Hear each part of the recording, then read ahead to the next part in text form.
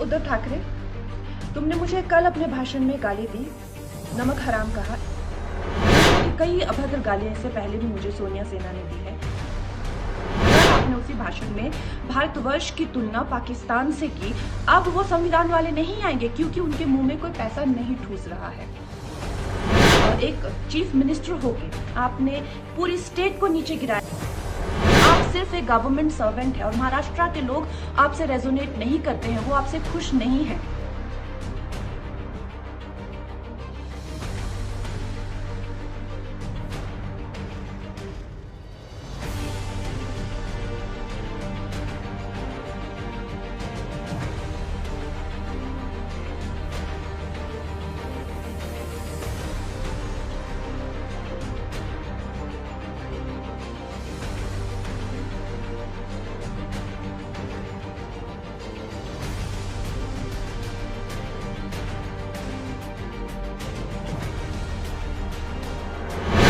उद्धव ठाकरे, तुमने मुझे कल अपने भाषण में गाली दी, नमक हराम कहा। इससे पहले भी सोनिया सेना के कई लोगों ने मुझे गंदी गालियां दी है, धमकाया है, मेरा जबड़ा तोड़ना या ओपनली मुझे मार देना या हरामखोर कहना, इस तरह की कई अभद्र गालियां इससे पहले भी मुझे सोनिया सेना ने दी है।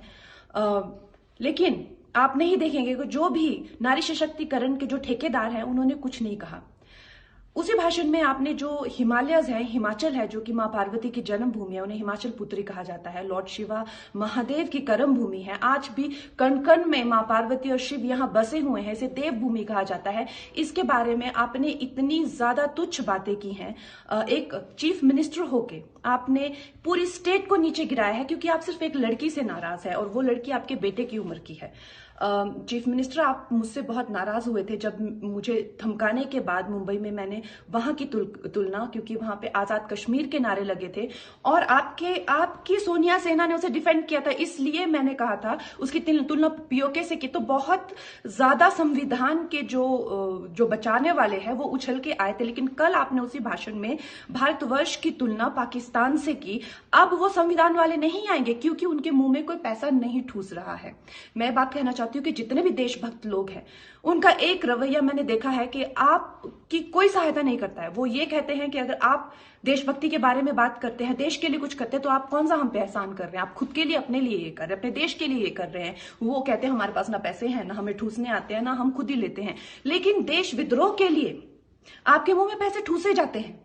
तो ये जो संविधान को बचाने वाले हैं, कल एक वर्किंग चीफ मिनिस्टर ने एक लड़की को सरेआम गाली दी, वो कुछ नहीं कहेंगे। Chief minister, what I want to tell you is कि सत्ताएं आती जाती हैं। आप सिर्फ एक गवर्नमेंट सर्वेंट है और महाराष्ट्र के लोग आपसे रेजोनेट नहीं करते हैं, वो आपसे खुश नहीं है। सत्ताएं आती जाती है, लेकिन जो इंसान एक बार सम्मान खो देता है चीफ मिनिस्टर, वो उसे नहीं पा सकता है। जय हिंद।